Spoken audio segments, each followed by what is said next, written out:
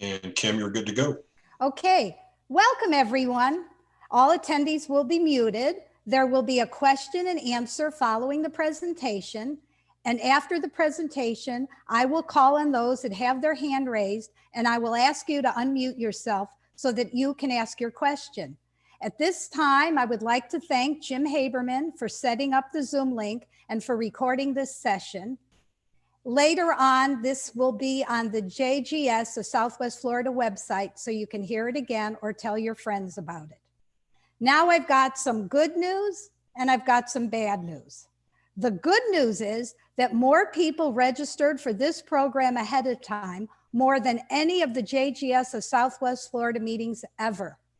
The bad news is that Howard Finkel, the JGS of Southwest Florida program chair, received a notification late last evening that our speaker is ill and unable to present. We hope he gets better and wish him well. Good news is there still will be a presentation about the history of the Jews of Germany given by me, which I title What I Learned About German Jewish History in 3 hours. Thanks to determination and needing very little sleep, I prepared this presentation last evening from 9 p.m. until midnight. First, I will give you a brief presentation about Jewish German history, and then I will talk about tips for researching Jewish German roots. I've traced my Polish, Lithuanian, and Russian Jewish roots back hundreds of years. From researching my family from 3 different countries, I learned that many of the same strategies work for tracing Jewish roots, whether from Poland, Lithuania, or Russia. I will give you these tips that should be very helpful in tracing Jewish roots from Germany or elsewhere. And I will also include a history of the German Jewish Jews. Now I would like to call on Howard Finkel, our program chair, who's doing an excellent job. And he's the one who gets us going. So Howard, it's all yours. Thank you, Kim, and hello to everyone. And I appreciate the pat on the back, Kim. But after this event today with our speaker, I'm not so sure that all the plaudits are required. In any event, let me briefly tell everyone we have 4 programs to go after today, and on January the 17th. Peggy Jude, who is the president of the Manatee Genealogical Society, will present a program on using the DNA websites, a tour of the tools that you can use to find your ancestors. On February 21st, Diane Jacobs is our presenter, and she will talk about success stories using Jewish Gen. On March 21st, Deborah Long is our presenter, and she will talk about out of the whirlwind resources of Holocaust research. So that will kind of tie into today's program. And finally, on April the 18th, Dr. Stephen Untracht will speak, and he's going to talk about DNA as it relates to Jewish heredity. So Kim, go ahead, it's all yours. Okay, so let's get started. In its long history, Germany has rarely been united. For most of the 2 millennia that Central Europe has been inhabited by German-speaking peoples, the area now called Germany was divided into hundreds of states, many quite small. First, I'll talk about the 4th to the 11th century. The earliest evidence of Jews in the area, now known as Germany, is the 4th century. How do we know this? In the 1930s, a Jewish graveyard from that era was found in the city of Cologne. Little is known about the early German Jews. By the 8th century, Jews were flourishing among the German tribes along the banks of the Rhine. But in these years, Jews lived mostly in harmony with their Christian neighbors. Jews could hold public office, own land, and work in whatever profession they chose. Like other countries from the 4th to the 11th century, there was not a unified German state. In these early years, Germany consisted of a number of tribes, often trying to get control of the territories. Later, the tribes joined into a loose confederation known as the Kingdom of Germany. In the early years, Jews acquired a special reputation as merchants. In the 10th century, a yeshiva was founded in Mainz, Germany. This school attracted Jews from all over Europe, including Rashi. Now I'll give a little introduction here about the 12th century through the Middle Ages. On November 26, 1095, the Golden Age ended for the Jews of Western Europe. In Clermont, France, Pope Urban II made a public appeal to the Christians of Europe to liberate the city of Jerusalem from the Muslim Turks who had closed it to pilgrims. This appeal marked the inception of the First Crusade.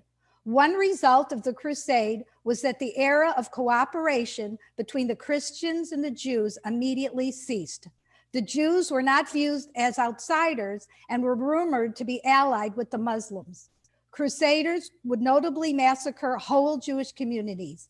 1,100 Jews were killed in one day in 1096, and the synagogues and community buildings were razed.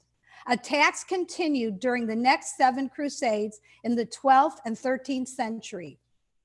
The First Crusade was the most devastating to the German Jews. No longer could Jews hold public office, and they did not interact much with their Christian neighbors. Instead, the Jews of each city banded together in ghettos. Jews were taunted and attacked when they left their ghetto. The isolation of the Jews led to the rise of Yiddish. The centuries that followed the Crusades were difficult for the Jews of Western Europe. In the 13th century, the Catholic Church instituted the Inquisition.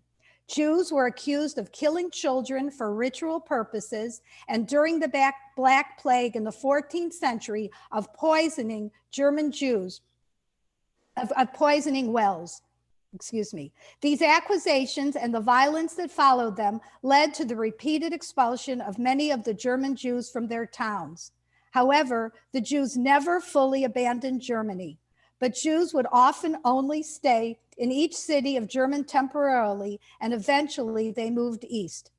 As a result, by the late 15th century, the center of world Jewry had moved from Western Europe to Eastern Europe, with Jews especially concentrated in Poland.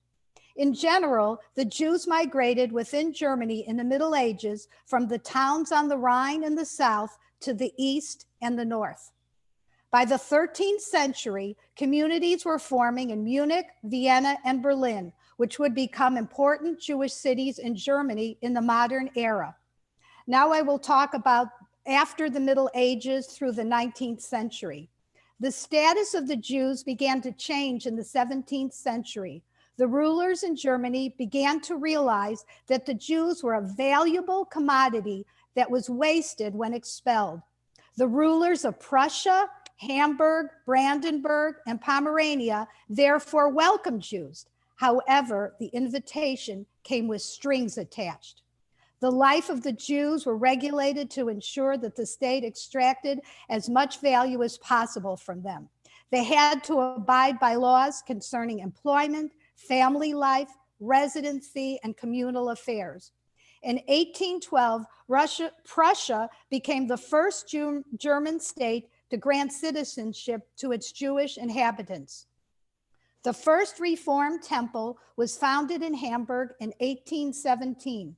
By the mid-1800s, the Jews were full citizens regardless of their religious beliefs.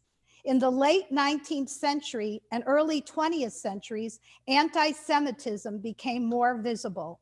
Anti-Semitism became more pronounced following World War I. Some Jews immigrated in this period, mostly to America or Palestine. Many more did so after the Nazis began to persecute them.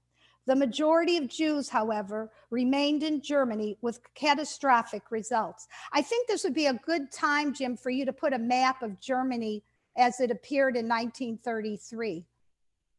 And you've seen my face long enough. I think it's time to look at a map instead.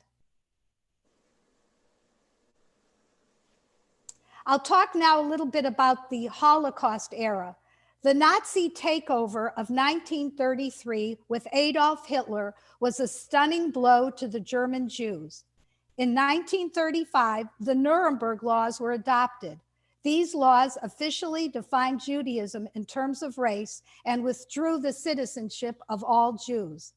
The situation escalated in 1938 when Austria was annexed by Germany. The atrocities perpetuated there against the Jews and soon became common in Germany proper as well. On November 9th, 1938, Kristallnacht, Jewish businesses and synagogues were razed, and Jews were hurt and killed in rioting.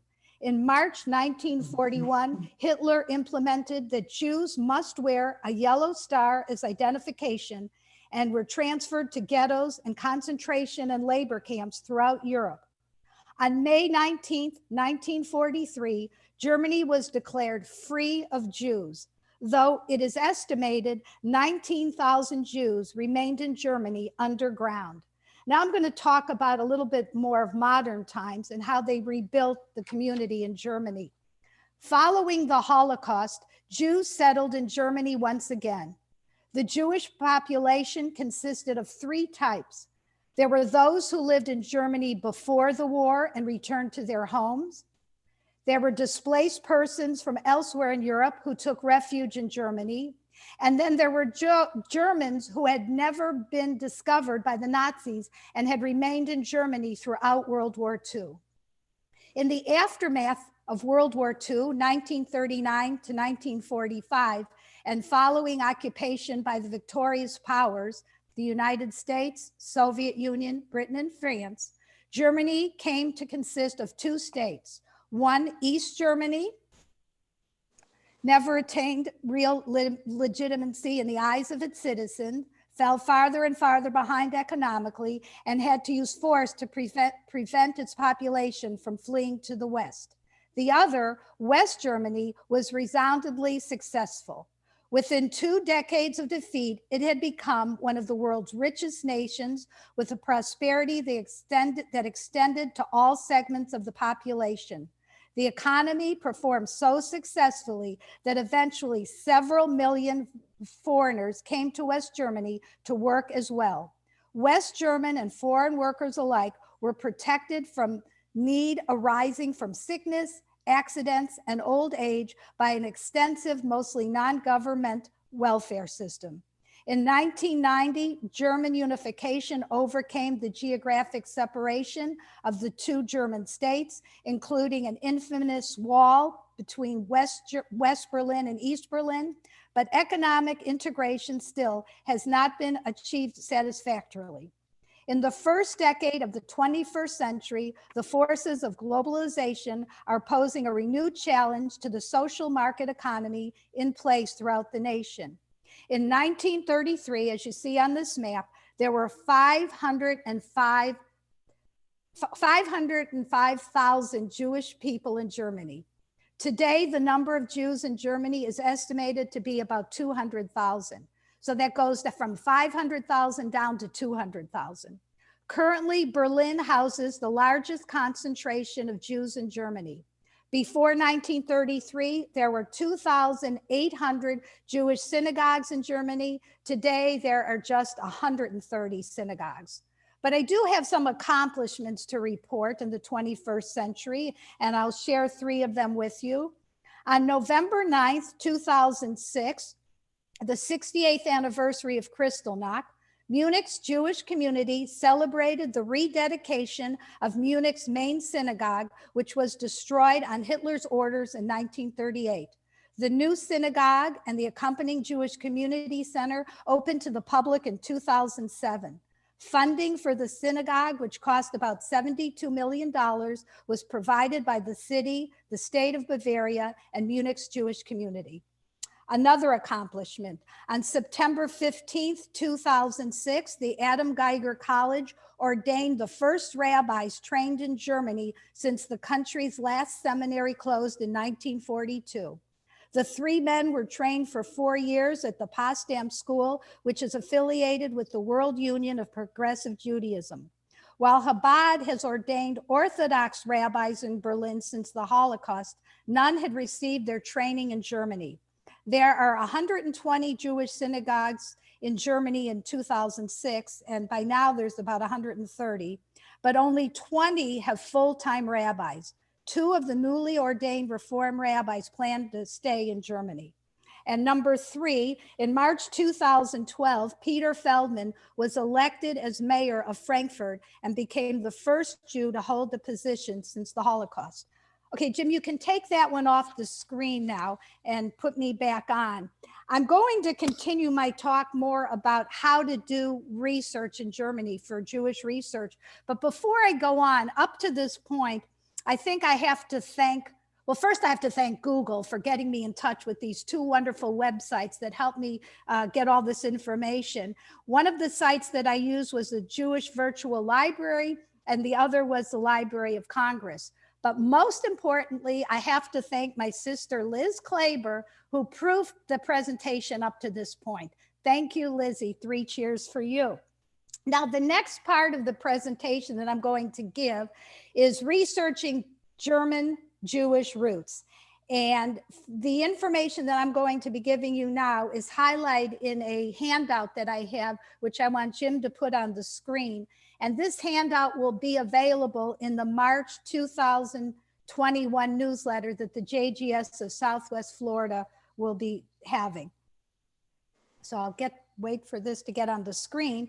And the first thing, it might be hard to see, but I'll be talking, so you can ask questions later if you need a specific website. The first thing that I wanted to talk about for researching Jewish German roots is about Holocaust research. And on this handout, I listed 5 websites that are very helpful in documenting people that either perished in the Holocaust or books that were written about the different shtetls that were destroyed during the Holocaust. And the first website is the Central Database of Shoah Victims' Names. This is a Yad Vashem website, and Yad Vashem, together with its partners, has collected and recorded the names and biographical details of millions of victims of systemic and anti-Jewish persecution during the Holocaust period. Close to 4,800,000 of the 6 million Jews murdered by the Nazis and their accomplices are commemorated here. This database includes information regarding victims of the Shoah, those who were murdered, and some whose fate has yet to be determined. It's a very easy website to use. It even has the pages of testimony in the handwriting of the people that submitted the page of testimony. The next website I have listed is the Jewish Gen Holocaust Database.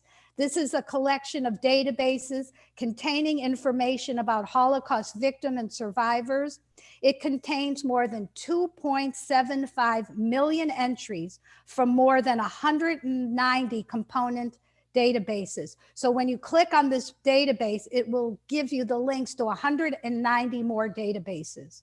The next website that I have here is the Jewish Gen Yizkor Book Project. And their goal is to facilitate access to Yizkor books and the information contained in them.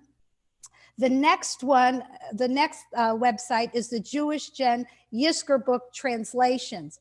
And this is a website that learns how to set up a translation project. It teaches people how to raise funds, how to include images, and has suggestions on guidelines for translating. They're always in need of money. They're in need of people to translate records. So that's a very valuable tool. And the last one in the Holocaust research section is the Yizkor book availability. And I wanted to find out exactly where you can get the Yizkor books. And I found out that the New York Public Library Yiddish Book Center collection includes 650 digitized Yizkor books from the collections of these 2 institutions. The next section on this handout is about doing Jewish German research. Now, I have not done any German Jewish research myself, but from doing Polish and Russian and Lithuanian research, the first place that I go when I want to find out about a town where my ancestors are from is the Jewish Gen Kahila links. And I have the website up here. This is a project facilitating web pages commemorating the places where Jews have lived. And I do research on my Cantor family. So I actually posted a page on Kahila Links about my Cantor family from Borislav, Russia. And because this website was on Kahila Links, somebody spotted what I had posted and contacted me via email because he was writing a book about the Cantor family from Borislav. He sent me a copy of the book, and now I have a picture of my great-great-grandfather taken in 1885, thanks to Kahila Links and me posting something on there.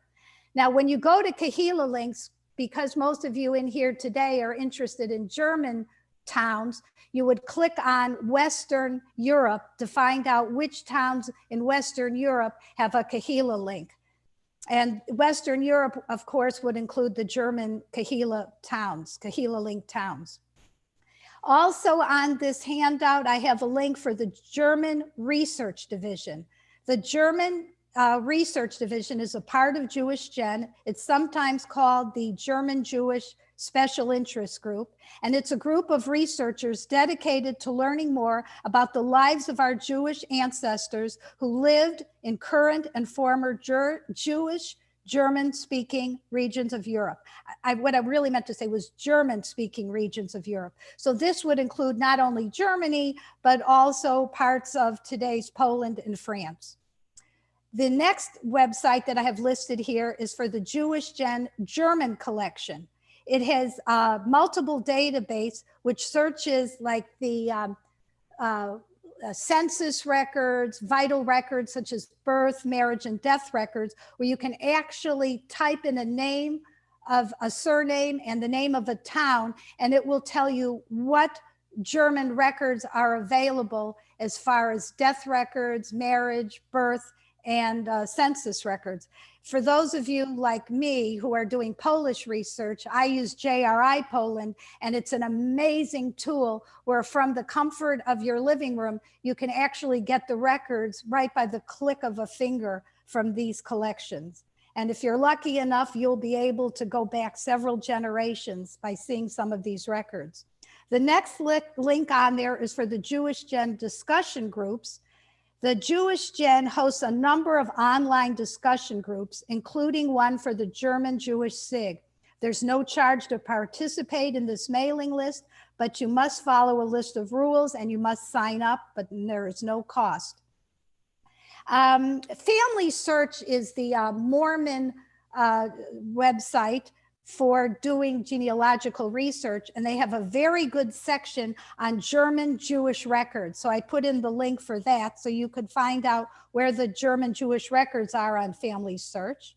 The next link I have is for the Jewish Family History Guide for Germany, courtesy of the Ackman and Ziff Family Genealogy Institute, where there's sources listed, websites listed to help you learn about Jewish history.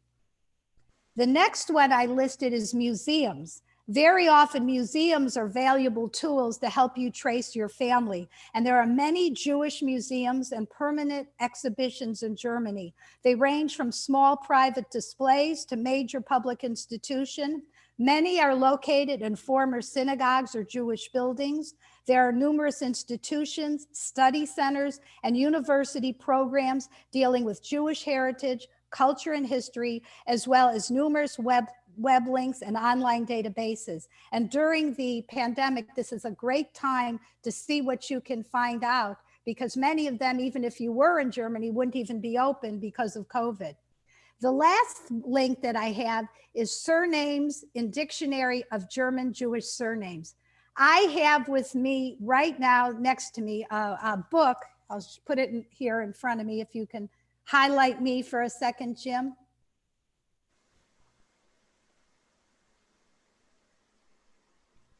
This book here has a list of all of the surnames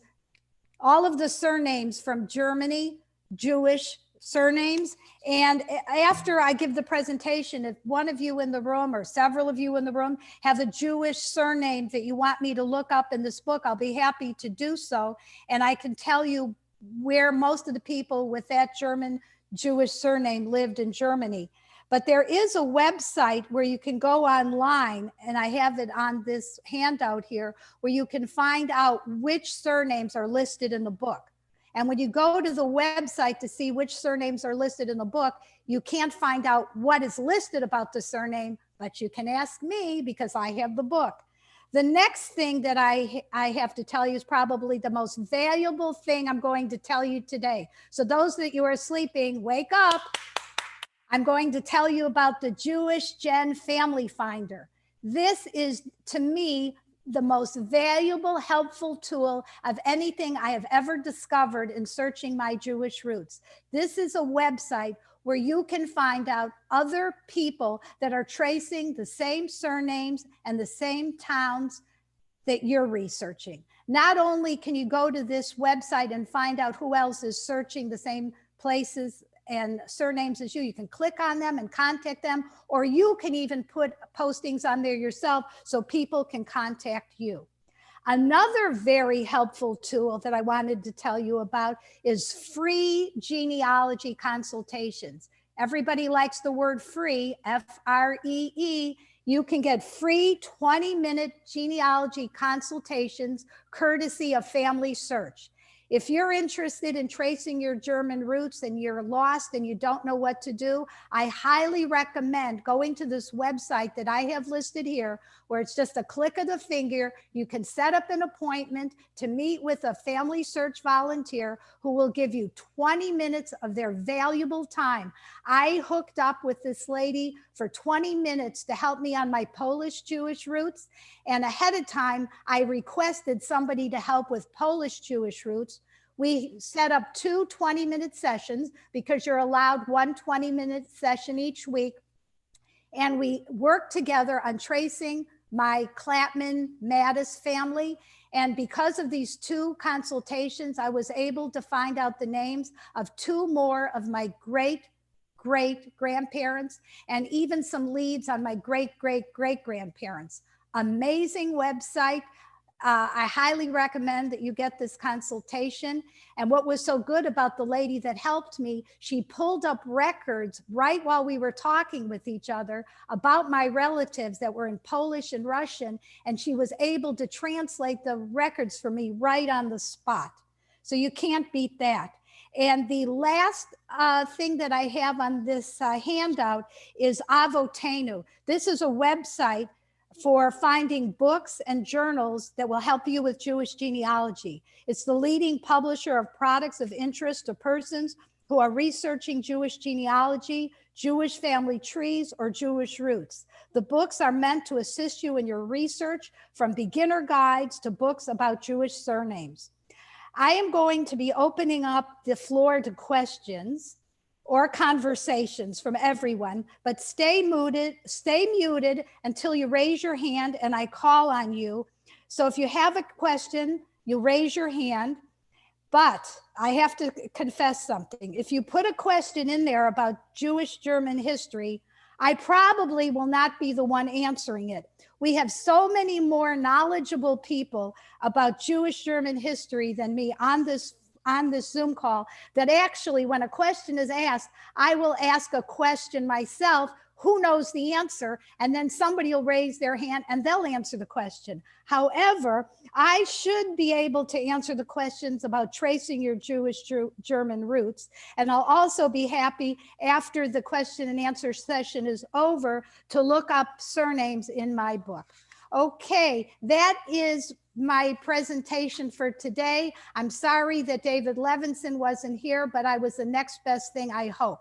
Okay. Kim, let me interrupt for a minute. Somebody did submit a question via text asking about indicating they couldn't read easily the links. Did you you were going to offer the sheet to them?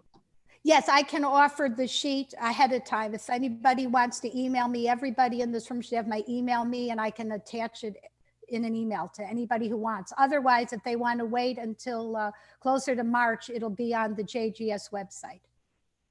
So Jim, if you could look for questions or hands that are raised and call on the person, I'd appreciate it, because I'm having trouble trying to see whose hands are raised.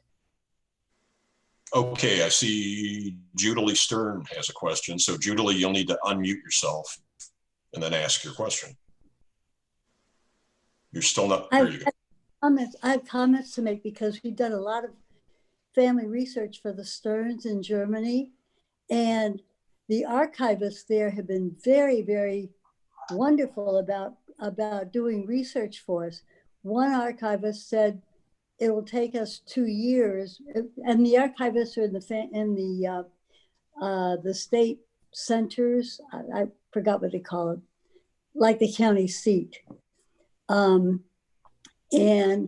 he said, it may take me 2 years to get all the information, but I will get it for you. He went back to 1500. Wow. And it did take him 2 years. So they're very, very eager to work for you. And if you know what city your family's from, try to find that archivist, write to them and see what they have to say. And there are places all over Germany that have homes and museums that are dedicated to preserving the their Jewish history. Unfortunately, and most of the Jews in Germany, we were so surprised. We went to visit a synagogue, and it was in a language we didn't understand. And we asked about it, and they said, "Oh, that's Russian." Most of the Jews in Germany now are from Russia. They were from East Berlin, and they've come in. So that was also a big surprise. Thank you, Judy. Now, isn't it true that most of the German Jews who came over to the United States, I shouldn't say most, but many of the German Jews came over in the middle of the 19th century?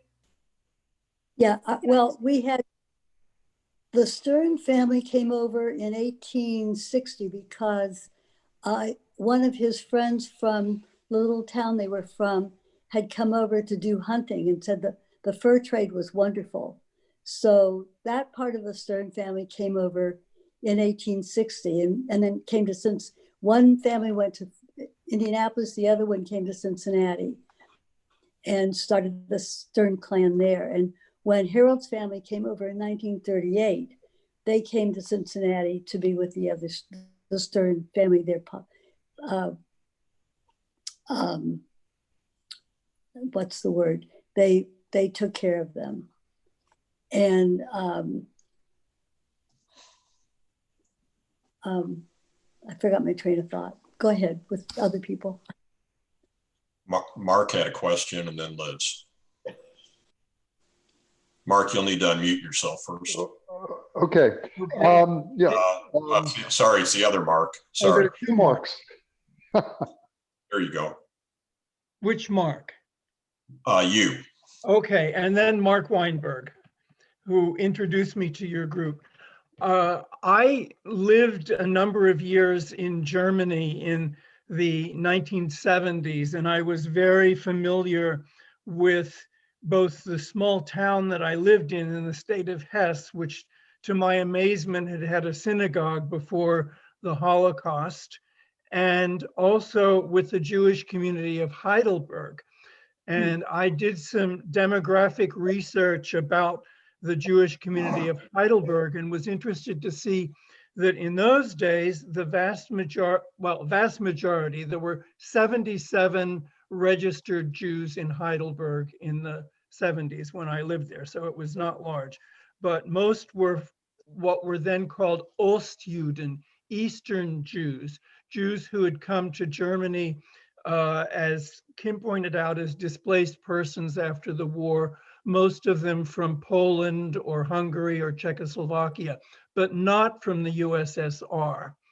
And what I found interesting is that there were 5 women in the community, elderly ladies, who had survived the Holocaust in Heidelberg because they were married to Christians.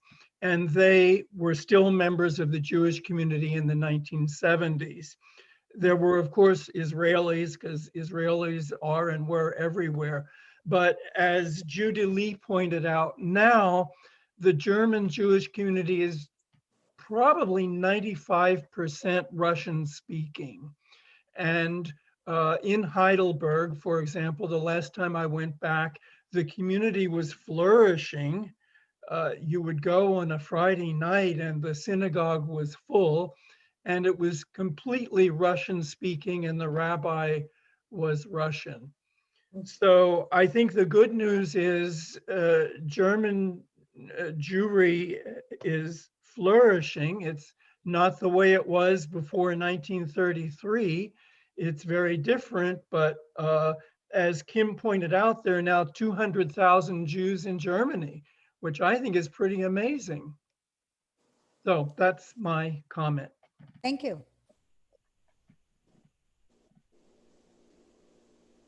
Jim, was there another Mark or something? Yeah, I guess that's me. Okay. Hi. I think it's remarkable how much Germany has changed since the war. Remarkable how receptive Germany has been to Jews returning or moving there. It's a very vibrant Jewish community, no doubt about it. But nobody has said a word about anti-Semitism today in Germany, and I really don't know much about it. So perhaps somebody in the group would know how serious a problem anti-Semitism is, and how is the government responding to outbreaks of anti-Semitism? Jim, do you see anybody with a hand raised? Diane Archer's hand is up. Diane, Okay. you have. Okay, Diane. I'm not going to respond to that specific question, but I am going to say, I don't know how many of you are aware that on April 1st, Austria enacted an ordinance that the children of Holocaust survivors and their grandchildren can now get full citizenship in Austria and European citizenship. And my own children are very interested in this because it would make traveling so much easier abroad. You can have dual citizenship.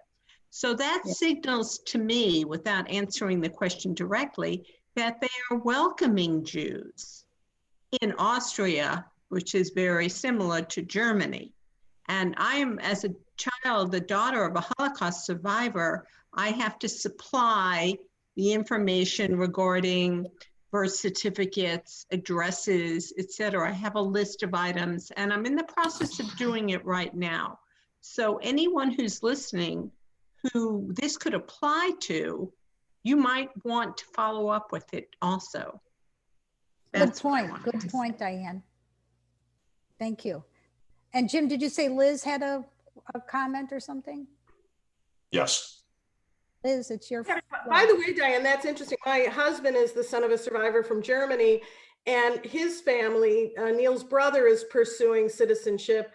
And interestingly, his father's birth certificates were all Jewish birth certificates. They're having a hard time finding the state ones, but apparently they're making a little progress. My question is that I'm curious about, I'm assuming something in my mind, and I don't know if it's true, because my husband's father lived in Germany, his family, for many, many years. And interestingly, they did not speak any Yiddish. My two parents and my husband's mother, who are all from Eastern Europe, spoke Yiddish. The assumption I've made, and this is, I guess, my question, I always assumed they spoke Yiddish because as Jews, they were more isolated in their own little shtetls and had their own language. And that the reason my husband's German family didn't is that they were more integrated. You know, they served in the army and all that sort of thing. But I don't know if that's true. Do generally long-term Jewish families in Germany not speak Yiddish? Judy? From what I've heard, the reason Yiddish became popular was because German Jews were trading with the Eastern European Jews, and they needed to have a common language. They both knew Hebrew. So Yiddish is a little mix of German and Polish. And only those people who had business dealings with Eastern Europeans spoke Yiddish. So my family, my husband's family from Frankfurt and from Bielefeld, they didn't speak Yiddish because they didn't have that connection. Mm-hmm. That makes sense. Jim, are there any other hands raised? Jane Davis.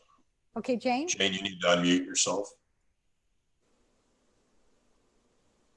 I wanted to ask Judah Lee again what the name of that, I don't know, whatever it was that was able to research your ancestors back to the 1500s, and it took 2 years, or?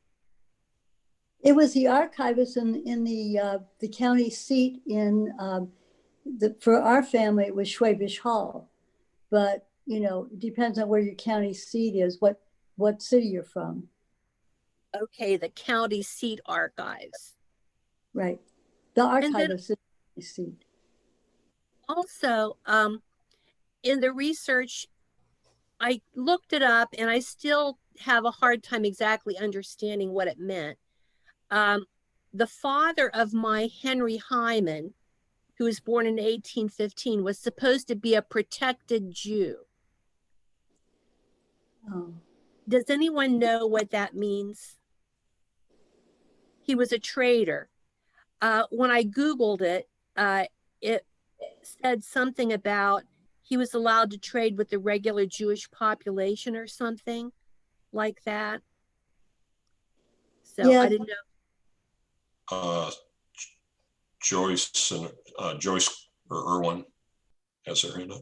Do Okay. you want to answer the question? Yes.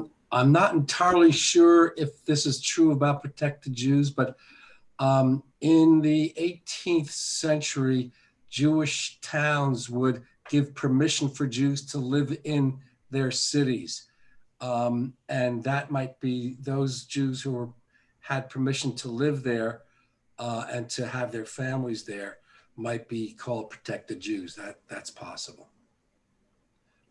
So Berlin was an example of that. And Moses Mendelssohn, I think, became a protected Jew. My ancestors' family were in Darmstadt, Germany. Mm-hmm. Jim, did you see that Bill Peterson has his hand up? Yeah, and Bill, and then we'll go to Mark No Name after Bill. Bill, the floor is yours. Hey, great, thank you. I'm actually a member of the Tampa Bay Jewish Genealogical Society, but I was very interested in this. And Kim, that was a great presentation. Thank you. I wanted to go back on the thing about the question about anti-Semitism today. I assume in Sarasota, you also have this on your PBS station, but we have Deutsche Welle, DW News, and the news from Germany. They cover this pretty well. There are some right-wing groups in Germany that, of course, are just as anti-Semitic as the right-wing groups here in the States. Some of you may remember that last Yom Kippur, I think, there was an attack on a synagogue in Halle in the former East Germany. But otherwise, they're pretty strong about trying to protect the Jewish communities. I was in the military there in Germany for 7 years on 2 separate occasions. And we, in the American Jewish community in Germany, associated with the local Gemeinde, the local German Jewish communities. And there was a lot of security in the 80s and in the 90s during that time. Let's see, what else did I want to say? Oh, as a member of the US military Jewish community in Germany, I was associated with a group of Germans who tried to do Christian-Jewish interaction. It was called the Gesellschaft für christliche jüdische Zusammenarbeit, the Society for Christian-Jewish Working Together Cooperation. And they were quite interested in seeking out Jewish history and celebrating Jewish history, and they would every year they would have a Woche der Brüderlichkeit, week of Brotherhood Week, And they would bring in not just Yiddish music, but Sephardic music and poetry and acts and all kinds of other things to share between the Jewish and Christian communities and build some kind of brotherhood. So that was a good thing. A couple other comments back on what you were talking about before. Someone mentioned about the Ostjuden. I believe these were mostly Polish Jews and Yiddish-speaking Jews from the East, but the German Jews were very, very assimilated, and they spoke German and had a little bit of an attitude. And they were referred to, you may have heard the term Yeke. Yekes it's based on jacket. Instead of wearing long coats like the Eastern European Jews, they wore jackets like modern Central Europeans. And so they had, people considered that they had a bit of an attitude, but that's one of the other things that I've learned from my experience of living in Germany. And now I'll shut up. Oh, thank you, Bill. I'm glad you spoke up. Thank you. Jim, who was next? Mark with no last name. Okay, Mark. You need to unmute, Mark. Second. Yes, I'd like to second what was just said. There's a certain linguistic snobbery on the part of German-speaking Jews. In my experience, many times they said, oh, we don't understand Yiddish. It was obvious that they looked down upon Yiddish as a language. So I agree completely with what you've just said. In terms of anti-Semitism, I agree there was and is anti-Semitism in Germany on the right wing. I find it somewhat noteworthy that all synagogues now have police guarding them during services. The Muslims in Germany are complaining that no such assistance is given to them to guard their mosques on Friday. But to me, it indicates that the German government very much wants to protect the Jewish community. And the last thing that I would say is, yes, there's anti-Semitism, but there's also a funny kind of philo-Semitism in Germany today, the opposite of anti-Semitism. So you find Germans searching their Jewish roots, or maybe Germans who have no Jewish ancestry being very interested in converting to Judaism or having a connection with Judaism. I'll say one more thing and then I'll certainly hold my tongue.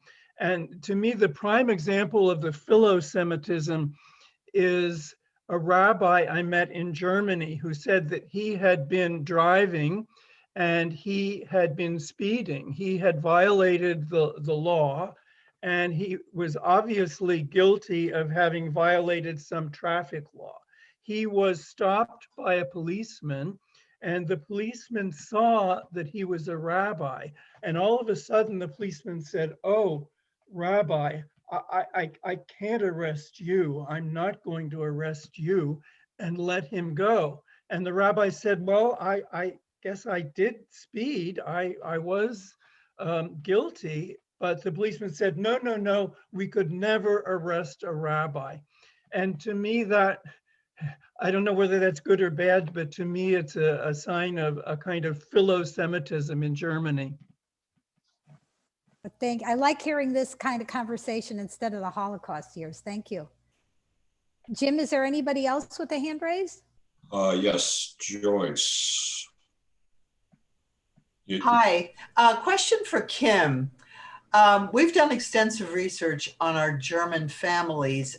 There's an aunt who my sister and I always thought had perished along with the rest of her family. And we recently found out through research that she indeed died before the war. And we would love to find out of what causes she died. You know, there could be something genetic or God knows what. do you know which of the links that you put up might Wait, have you tried to get a death certificate? Because when you get a death certificate, That's what I want. It often puts a cause of death. Where do you think she died? Frankfurt am Main. Okay, I think you would look on that German collection archives, the one that had all the databases.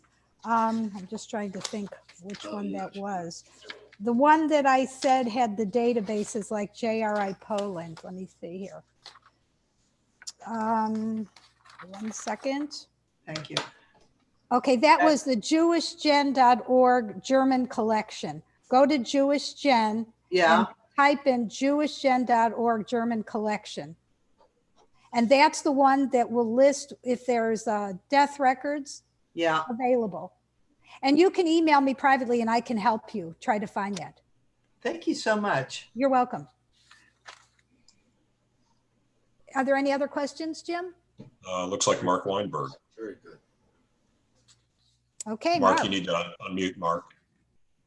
Okay, thank you. Yeah, I have a few odds and ends to touch on. First of all, I believe the word Ashkenaz is the Hebrew word for Germany. So if you're an Ashkenazic Jew, presumably you did have ancestors at one point in the family history from Germany, I believe. Second point is about the German versus Yiddish and German snobbery about Yiddish. I, at one point, worked part-time at Kennedy Airport for Swiss Airlines. And I was working alongside a German employee, and a German-speaking Swiss customer came up to speak to the German employee. And the Swiss customer was speaking Swiss German, which is a dialect of German.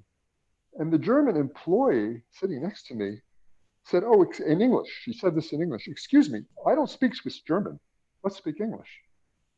And I thought that was very interesting. So whatever snobbery exists, it's not just against Yiddish, it's against other dialects of German. And the third comment, all of my grandparents spoke Yiddish. That was the only language I ever heard spoken around the house with my grandparents. After they had all passed away, after doing research, I discovered that they also knew the vernacular language of the country they were from.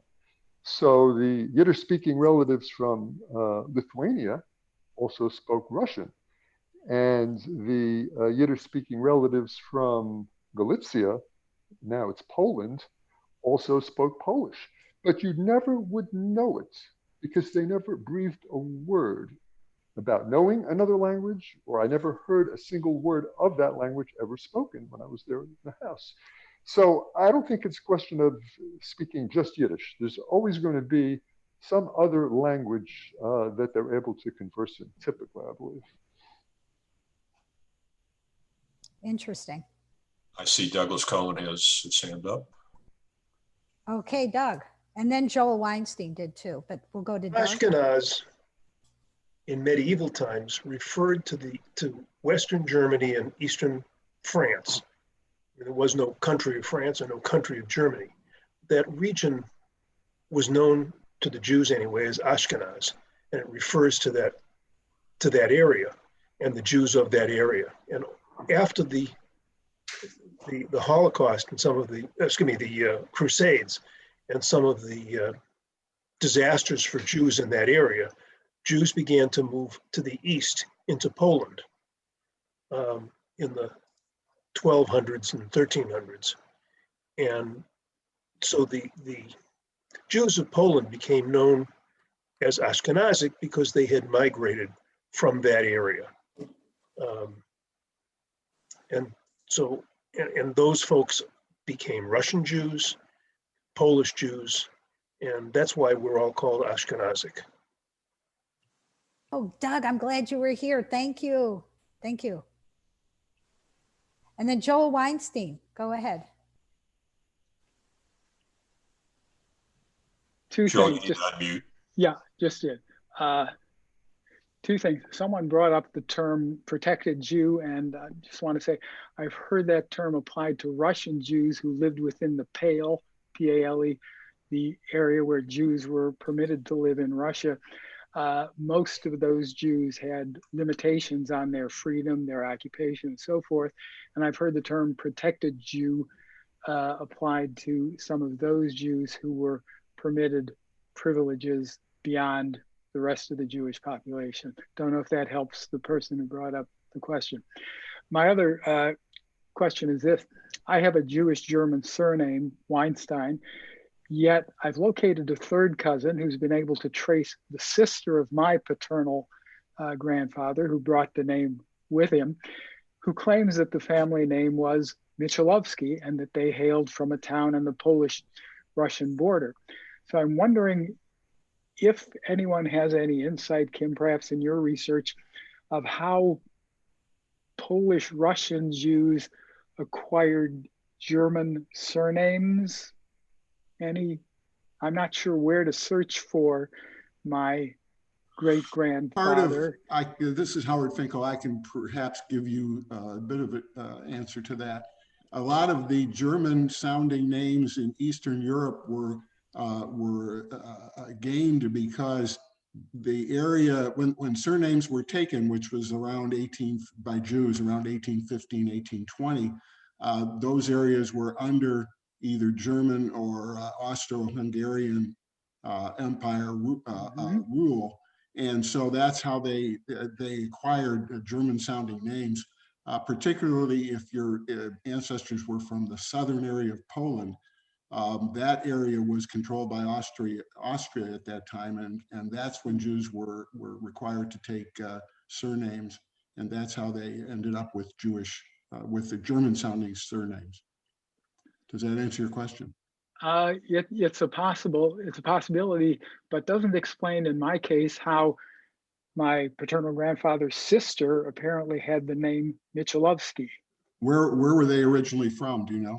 I can't remember the name of the small town. I'm sorry. Okay, because after the Congress of Vienna, when Europe was after Napoleon was defeated and the Congress of Vienna divided up Europe, primarily it was divided up between Prussia and Austria and Russia, and depending on where the town was at that time.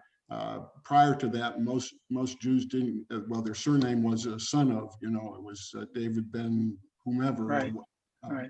It was only after that they were forced to take surnames. Joel, one way you could possibly get an answer. Do you subscribe to Jewish Gen? No, I've visited their website occasionally. Because they have a discussion group where every day you get emails and you're allowed to post questions on the Jewish Gen discussion group, and thousands of people will get the questions, and it's a good way to find an answer. Also, there's a Facebook page called Tracing the Tribe. And if you subscribe to that, you can post a question on Tracing the Tribe. And again, the email that you send in, or the message that you send into Tracing the Tribe, gets seen by thousands of Jewish researchers. And very often you'll get an answer in 5 minutes. And Jewish Gen also has a Facebook page where you can post questions. And also that Jewish German SIG, you can get in touch with them and they may have the answers. Good ideas, Kim. Thanks very much. Okay, I'll follow up on that. Mike Schwartz has had his hand up for a while. Mike. Yeah, hi. This is actually going back to a previous discussion, but there's a source that you haven't mentioned, I believe, that actually can be quite useful, and that's Family Search. Family Search has a lot of records from Germany and Prussia and all the previous states of Germany.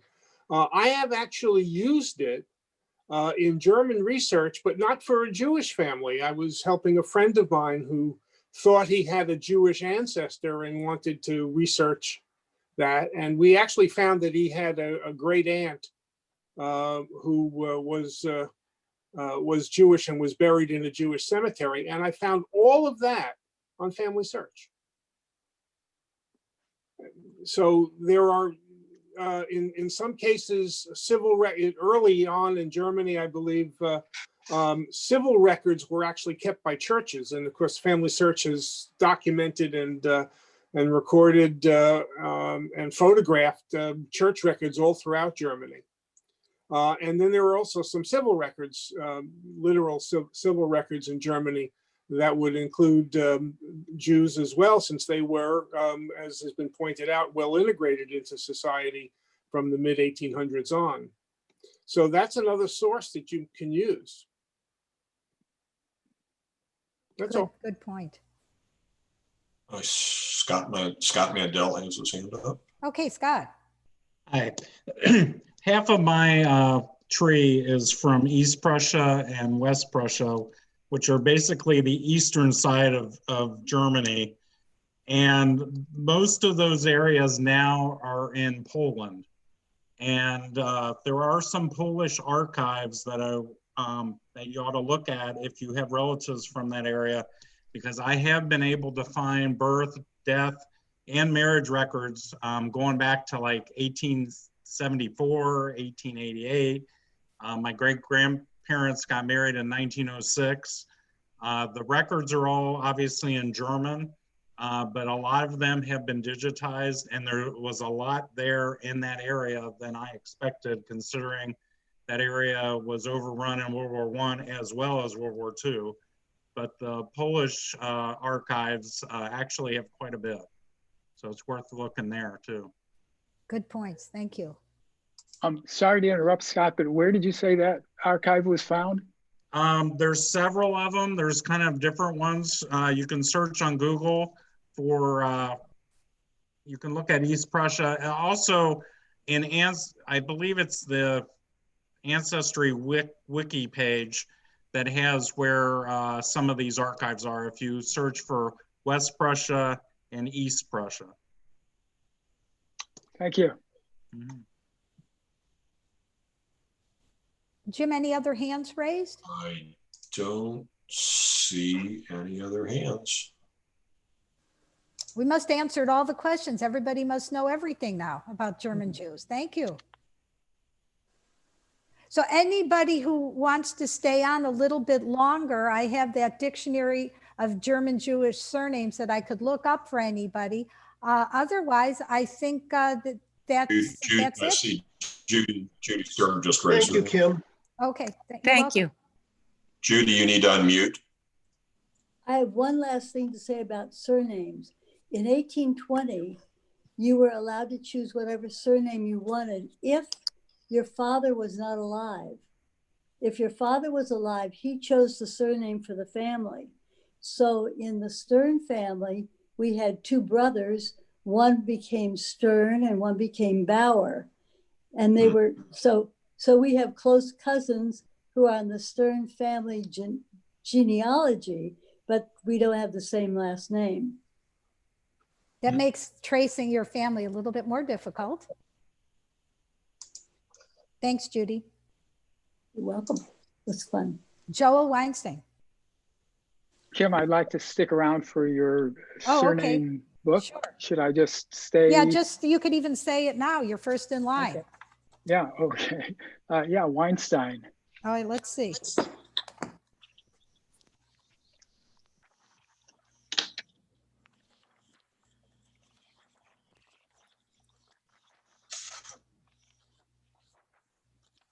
A lot of W names, by the way, a lot of W names.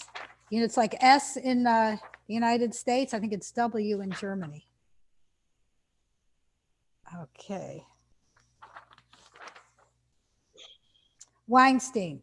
It means wine, stone, or Tartar, a South German surname found mainly in middle and southern Baden, B-A-D-E-N, in Württemberg and lower Franconia, from an area name. That's what it says. Okay, got it down. Franconia too. Okay, thank you. I'll You're welcome. Work on that. Any other names for anybody? I have one. Robin? Yes, thank you. Hyman, H-E-I-M-A-N, I believe it was spelled.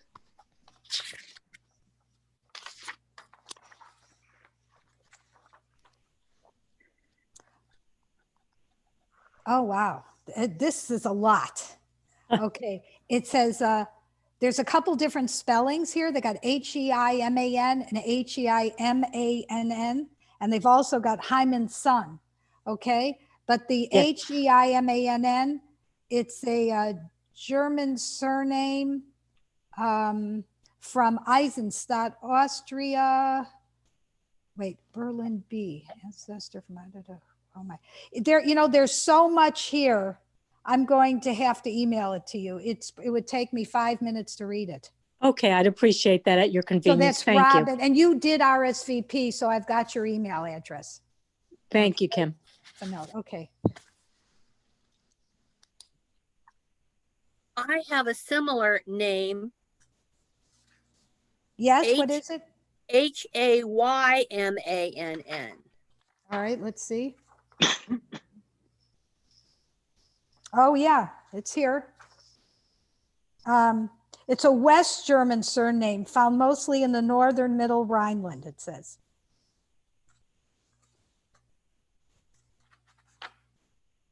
Hey, Kimmy, try Kleber just for the heck of it. All right. I don't know if it's Klauber. Okay, let's see. Spelled like mine.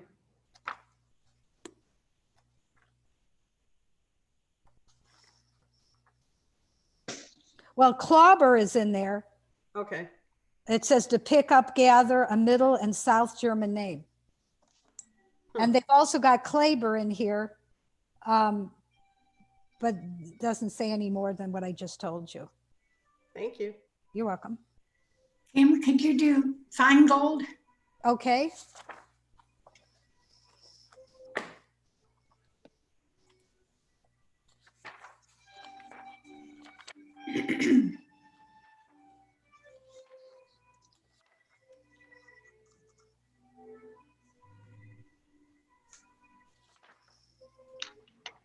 And I'm on a Zoom call. Okay. I'll call you back. All right, I see Fein, F-E-I-N. I see Feynman. I'm going to look for F-I-N-E instead. I don't see Feingold. Interesting. Wait, let me try. No, I don't see Feingold. I just see Fein and Feynman and Feiner. Thanks anyway. Okay, it's worth a Kim? try. Yes? Yeah, Myra here. Yes? I know they're from Poland.